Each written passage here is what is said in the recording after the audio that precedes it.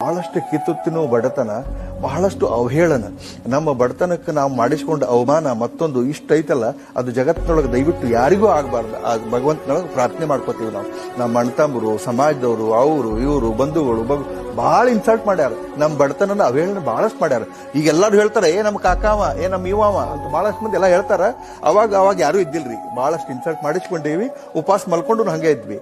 ಅದಕ್ಕೆ ಈ ಎಲ್ಲಾ ಬಡತನಕ್ಕೆ ಬರೋಬ್ಬರಿ ಗೂಟ ಹೊಡೆಯುವಂಗ ಒಂದು ಯಾವ್ದಾರ ಉತ್ತರ ಕೊಡ್ಬೇಕಂದ್ರ ಇದಾಗಬೇಕು. ಇದಕ್ಕಿಂತ ಬೇರೆ ಯಾವ್ರ ಆದ್ರ ಉತ್ತರ ಆಗೋದಿಲ್ಲ. ಹಾಗಾದ್ರೆ ಇದಾಗಬೇಕು ಅಂತ ಹೇಳಿ ಬೆನ್ ಹತ್ತಿ ಅಲ್ಲಿಂತ್ರ ಕನಸ್ಕಂಡೆ. PUC ಫಸ್ಟ್ ಇಯರ್ ಆಯ್ತು, ಸೆಕೆಂಡ್ ಇಯರ್ ಆಯ್ತು, ಸೆಕೆಂಡ್ ಇಯರ್ ಫಸ್ಟ್ ಬಂದೆ.